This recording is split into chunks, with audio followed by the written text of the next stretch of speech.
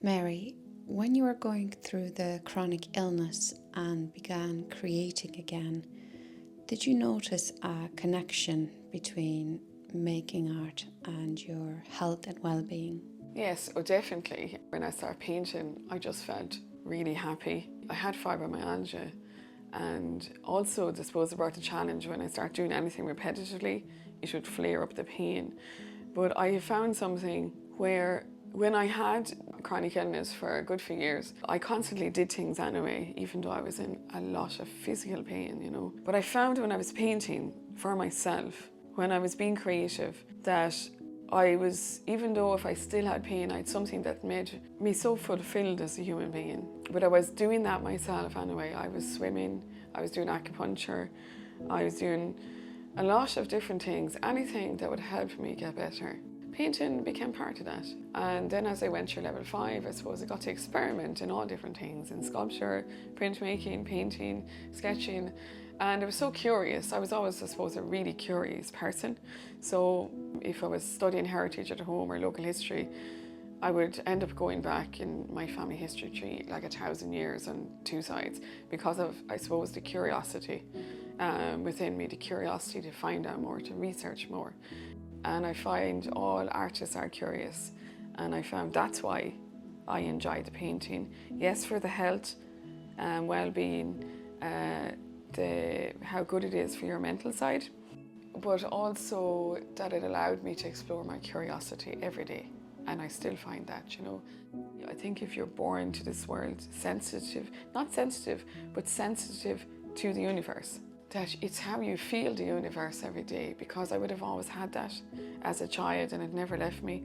I feel other people's energies, I feel energy in an area. So, and you can feel the good and you can also negative energy from people.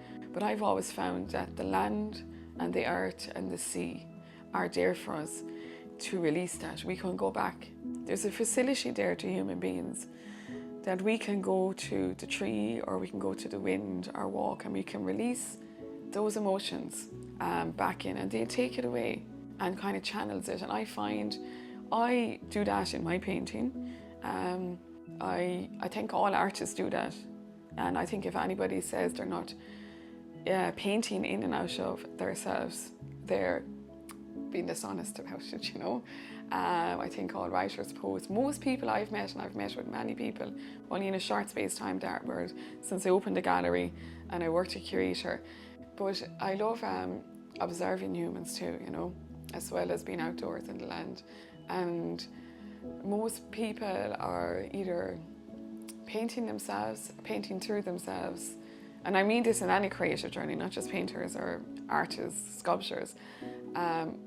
Or in a way painting yourselves, because you're painting how you respond and how you see the world.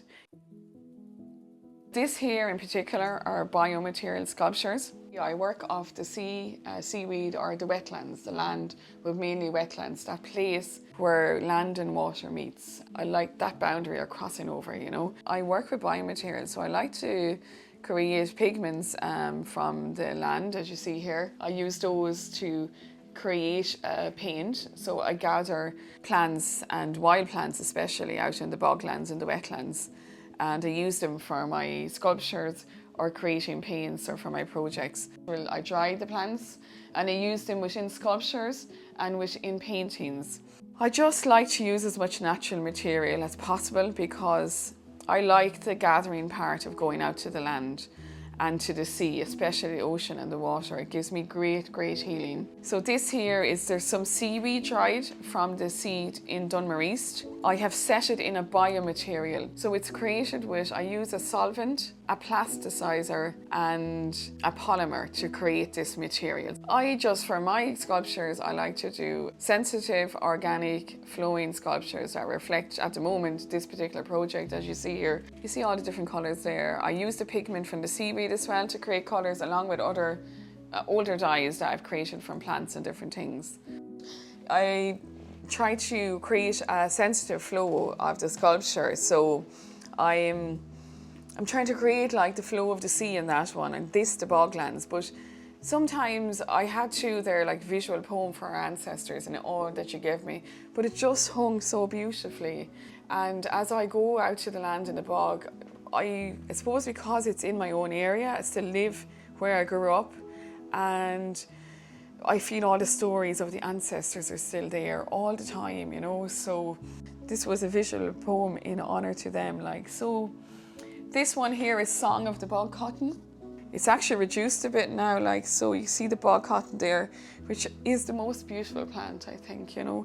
Oftentimes I'd be found out in the bog there in the early morning or late at night even, you know.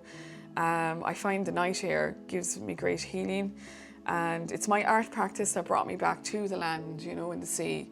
So I found myself back out in all those places that we used to go, you know.